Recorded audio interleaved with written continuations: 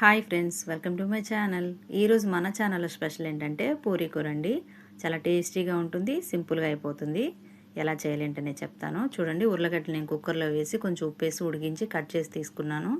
వీటిలో కావాల్సిన ఐటమ్స్ అండి: ఉల్లిపాయలు సన్నగా తరిగానండి, కొంచెం కరివేపాకు తీసుకున్నాను, ఒక 3 పచ్చిమిర్చి ఇలా సన్నగా కట్ చేసి పెట్టాను. మన ఛానల్ ఎవరైనా ఫస్ట్ టైం చూస్తున్నట్టయితే సబ్స్క్రైబ్ చేయండి, వీడియో నచ్చితే లైక్ చేయండి. ఇప్పుడు ఇది ఎలా చేయాలి ఏంటనేది చూపిస్తారండి.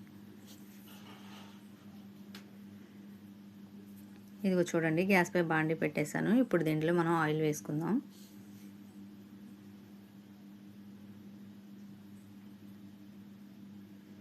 ఇదిగో చూడండి, ఇలా ఆయిల్ వేసుకున్న తర్వాత ఈ ఆయిల్ వేడైందండి. ఇప్పుడు దీంట్లో మనం కట్ చేసి పెట్టుకున్న ఉల్లిపాయలు వేస్తున్నాను. ఇప్పుడు వీటిల్లోనే మనం కొంచెం పోపు దినుసులు కూడా వేసుకుందామండి. వీటితో పాటే వేసి ఫ్రై చేసుకుందాం. కట్ చేసి పెట్టుకున్న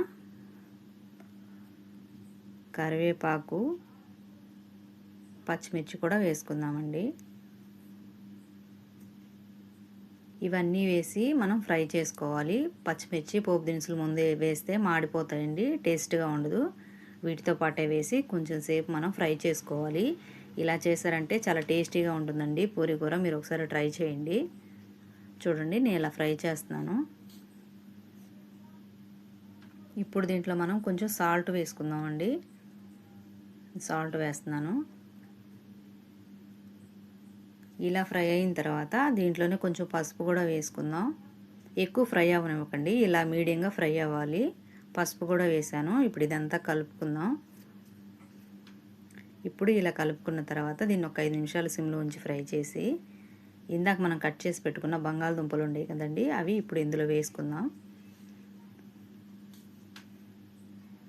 ఇప్పుడు ఈ బంగాళదుంపలన్నీ నీట్గా ఇందులో కలిసేలాగా అంతా కలుపుకుందాం. ఇదిగో చూడండి, ఇలా కలిపేసాను నేను. ఇప్పుడు మనం దీంట్లో కొంచెం వాటర్ వేసుకుందాం అండి. నేను వాటర్ వేస్తున్నాను చూడండి. వాటర్ వేసి చక్కగా దీన్ని గ్రేవీలాగా కలుపుకోవాలి. ఇదిగో చూడండి, ఇలా కలుపుకోవాలి. దీన్ని సిమ్లో ఉంచి ఉడకనివ్వండి. ఇప్పుడు దీంట్లోకి ఈ పప్పులు నేను మిక్సీ పట్టానండి, ఆ పొడిది. ఇప్పుడు దీంట్లో మనం కొంచెం వాటర్ వేసుకొని ఈ పొడి కలుపుకుందామండి. పప్పుల పొడి అంటారు దీన్ని. అక్కడ పక్కన చూపించా కదా, ఆ పప్పులండి. ఇప్పుడు చక్కగా ఇదంతా కలిపేసుకొని ఈ వాటర్ మనం ఆ పూరీ కూరలో వేద్దాం. ఇదిగో చూడండి, దీంట్లో వేసేస్తున్నాను. ఇది వేయడం వల్ల పూరీ కూర అనేది గ్రేవీ